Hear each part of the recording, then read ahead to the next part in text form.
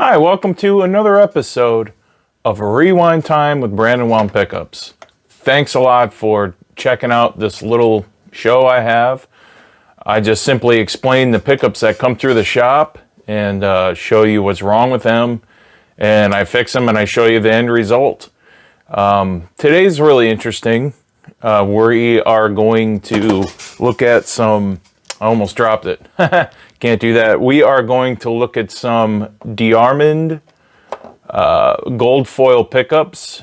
They are Rowe Industry era. They're from 1966. And I'm not sure what kind of guitar these came off of. Maybe like a K or a Harmony or something like that.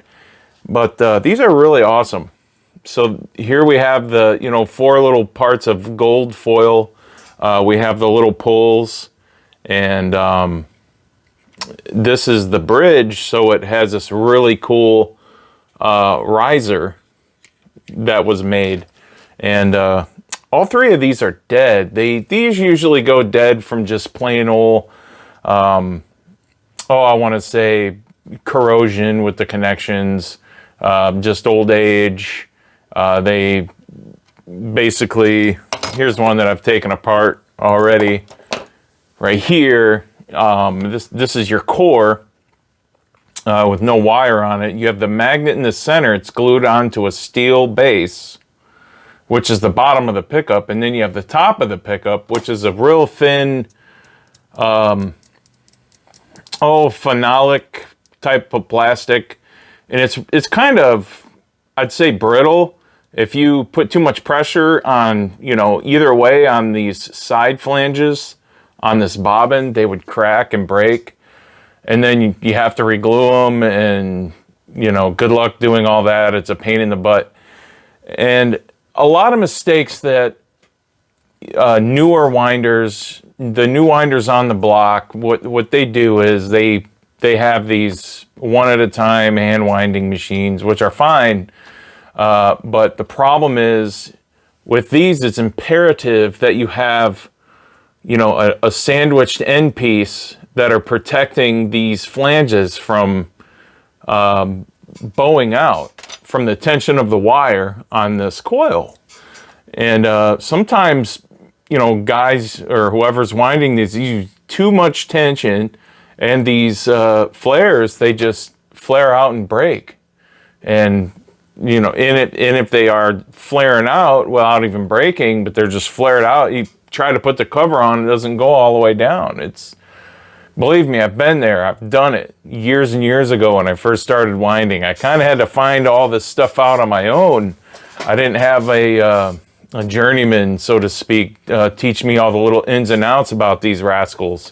So I kind of learned over the years what gauge wire to use, which is 44 plain enamel. It's what they used back then. It's the absolute best wire to use on these. The outer insulation of the wire is very thin, and it fits perfect on these, and it's not bulging. And if you have wire that bulges out of the side of one of these cores and you're trying to tape it and trying to work with it, you're eventually going to break that wire accidentally because there's just so much of it and it's out of control, right? It's just pouring out the sides of the, thing. You put the cover on and then you break it's just a big mess. So the key to these is a proper winder that stabilizes the flange and the right wire, which is plain enamel 44 gauge wire. It's a very expensive wire to buy on a 5-6 pound spool, but it's worth the money when you have the right wire for the right job. Trust me, because you can do several of these. They're easy to do once you know how to do these. But if you don't, you're going to be in a world of hurt. I would kind of put these at a higher level of skill and knowledge as far as rewinding these. So I already actually cleaned one off and wound it in my machine. And this is pretty much what it looks like when it's, before you rewind it, minus the tape residue on the sides.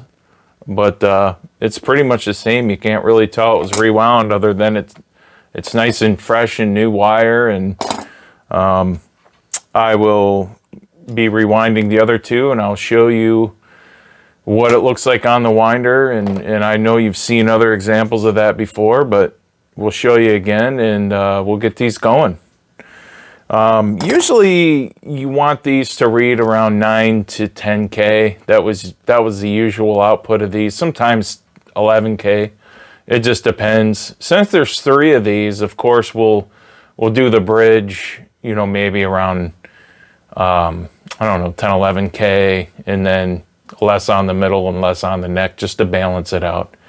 And for those of you wondering, why is it that the neck pickup and the middle pickup are less than the bridge as far as output? Well, I'll tell you why. Because on a guitar, you see that test guitar in the background right here. On a guitar, when you pluck the strings, all your oscillation happens more in the center, you know, instead of down here by the bridge of the guitar or up here. So all your oscillation is right here. And the wider and larger oscillation you get when you pluck a string, the more lower, boomier, louder frequencies you'll get with the pickup.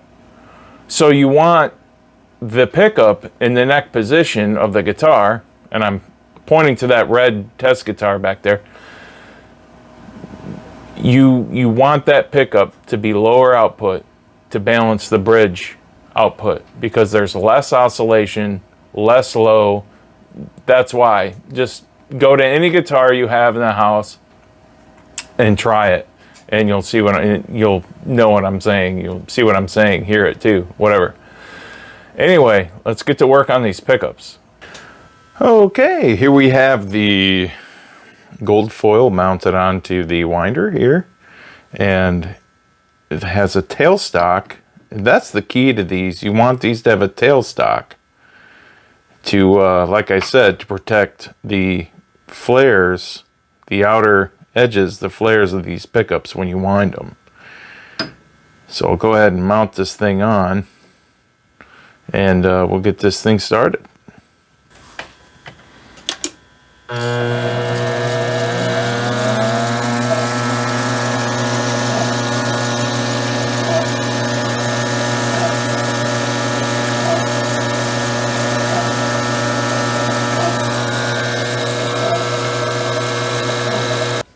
Well, the gold foils are done, all 3, and they just pretty much look like they did before we started, except for, if you notice, to reattach these, I use 3-48 screws, flathead screw, and little teeny tiny little nuts on the bottom side, and it's gonna work fine. I know that it'll mount on the guitar just fine, especially because of these spacers on the bridge in the middle, and I ground the screws down so it won't affect the mounting process on the neck as well. And these rivets, see this little tiny rivet here? These little rivets are what they used in the old days, and you have to just drill them out and poke them out of the pickup to disassemble the pickup. So I think it's just more practical and better for the next guy, maybe in 40 or 50 years, that have to rewind these pickups. Hopefully not, but to use the flathead screws, the 3-48. So anyway, these are done. Thank you so much for watching my little episodes of rewinding pickups, and I'll tell you about each pickup I get.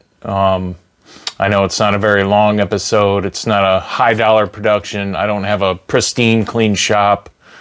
I could probably never have a pristine, clean, totally organized shop. That would be boring. But I hope you enjoy the show. You can also catch me on the Guitar Knobs podcast. I'm on there every episode, pretty much every episode, with Todd Novak, the host of the show, and our good buddy Tony Dudzik. He is a wonderful pickguard guy. He does great work, and he pick guard you need replaced, he'll know what to do. It'll always fit. If not, he'll make it fit. He's got tons of plastic. If you're ever around Columbus, Ohio, and you go to a shop, it's a carnival there. It's just a fun house of plastic everywhere. It's great. Anyway, catch the show, The Guitar Knobs. We're having interesting guests on these days, and people that make strings, guitars, a ton of pedal people, lots of pedal creators. Pedals are big right now. All sorts of people in the industry. We have YouTubers on, and pedal of the day on Instagram, all sorts of cool people. So please join us at the Guitar Knobs podcast. Well, that'll do it. Thank you so much. Oh, if you need a rewind done, they're $35 a coil, and you can go to brandonwoundpickups.com. These gold foils cost a little more. They're $40 or $45. I don't remember which, but go to brandonwoundpickups.com and check that out. I also have really cool pickups that you can choose from. Have a good one. We'll see you on the next episode.